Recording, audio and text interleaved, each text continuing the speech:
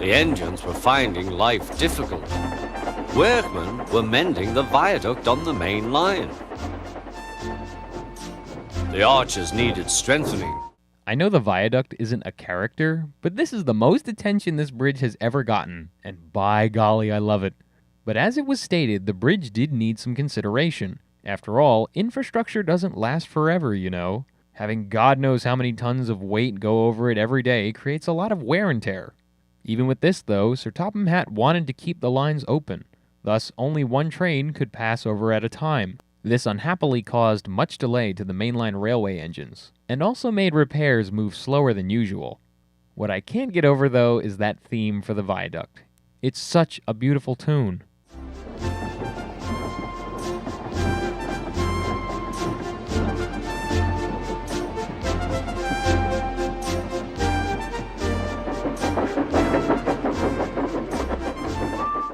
I don't know why I obsess over the viaduct, but nothing will ever top that view. Anyway, as construction dragged on, Thomas became more impatient with everyone running behind schedule. He was fed up with everyone being late, because it made him late. Especially for James and Henry. He couldn't take it. He would often criticize them day in and day out as he would wait for them at Elsbridge Station. One day, Henry got tired of Thomas's whining and brought forth a valid counter-argument. Don't blame me, snorted Henry. If we hurried across the viaduct, it might collapse, and then you'd have no passengers at all. What would you do then? Run my train on time, for one thing, retorted Thomas. That's fairly dark, Thomas. Yes, just let everyone fall down and die when the bridge collapses, and then you can run according to your time. Very thoughtful of you, Thomas. Someone's getting too big for their buffers again. This was a seriously callous thing to say. But Thomas wasn't the only one frustrated with late trains. Bertie the bus, who would be waiting for Thomas at Tidmouth Station, wasn't happy either. We may be friends, but I thought you could go fast, Thomas. It's those mainline engines. They dither about on the viaduct and then blame the fat controller's workmen. It's just an excuse for laziness, if you ask me. Yeah, not buying that statement at all, Thomas. See, this type of attitude I don't get. Thomas had this same behavior when it came to denouncing Henry for his coal issues back in Season 1. How can Thomas be this thick-headed when he doesn't even know what it's like to run into those kinds of issues? He's not a mainline engine. He wouldn't understand the experience. The last time he went over the viaduct was back in the first episode of Season 1, and that was by coincidence.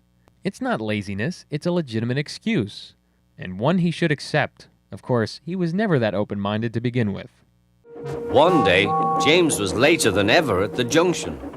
I'm sorry, Thomas, he puffed. I was held up at the station, and the viaduct made it worse. It's lucky for you I'm a guaranteed connection. Guaranteed? Ha! Let's not get carried away, Thomas. There are several tank engines, I'm sure, that would love to take your position if they were ever given the chance. I refuse to accept this mentality Thomas has adopted right now. This is the most ignorant we've seen him since the first episode of this season. It's unlikable and frustrating.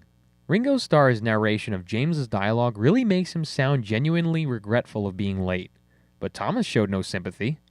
As he puffed through Hackenbeck Tunnel, he saw Bertie at a crossing. Now Thomas was really confused. He didn't understand why anybody was where they should have been. Bertie explained and requested help. I feel dreadful, moaned Bertie. Can you take my passengers, please? They'll never get home otherwise. Of course, agreed Thomas. He now felt sorry for Bertie and promised to get help at the next station. Now that Thomas understood, Thomas took Bertie's passengers to Tidmouth Station, which I'll admit was nice of him to do, but the question is, would he have done it if Bertie did not request assistance? Not sure there. Considering he told Henry if he fell off the viaduct he then could be on time, I feel like he wouldn't have. Thomas has been a real fog nozzle as of late. Once Bertie was back in order, he swung by to thank Thomas. I am sorry I teased you about being late, he said. That's all right, said Thomas. I'm glad I could help. There are times when being late isn't such a bad thing after all.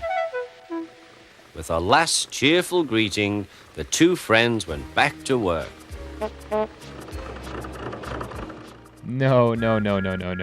Where's that apology to Henry and James? That's not right. I'm sorry. I don't care how much of a good light the ending to this entry is trying to put Thomas in, he didn't take back anything he said to James or Henry. They were the two Thomas was blasting, saying, "I could care less if you and your train tumbled off the viaduct." This episode is half and half for me. It has quite acceptable and unacceptable things about it. The fact that Thomas did have a moment to develop and understand the usefulness of being late sometimes isn't always bad is important.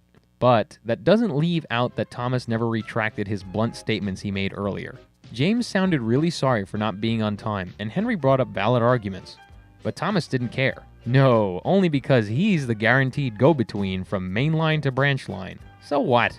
Thomas hasn't been on the main line enough to understand, so he should not be judging them so harshly. I know James and Henry are a part of the drama queens of Sodor, but they do have their moments of humanity.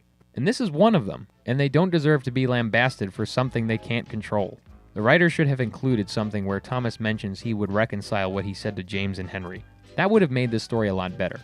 Aside from this, though, there was a great new tune added to the O'Donnell Campbell library.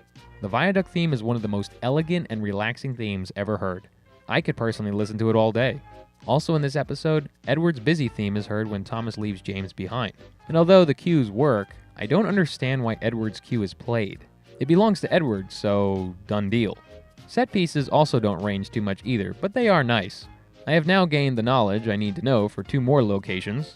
The tunnel Thomas went through and got rescued by Terrence the Tractor was Hackenbeck Tunnel, which is iconic for that particular scene, and Thomas and Bertie. There's also Tidmouth Station, where Thomas meets Bertie. It's also the station where Percy ran aground when he went to go get water in the first episode of Season 2. I didn't realize that until now either. Lastly, there's Elsbridge Station and the Viaduct. Both are areas that are visually appealing. For the Viaduct, we even get the camera looking from below the arches, something that hasn't been shown before. Not my favorite story-wise, but likable for other reasons. Next episode is Break Van. Thanks for watching.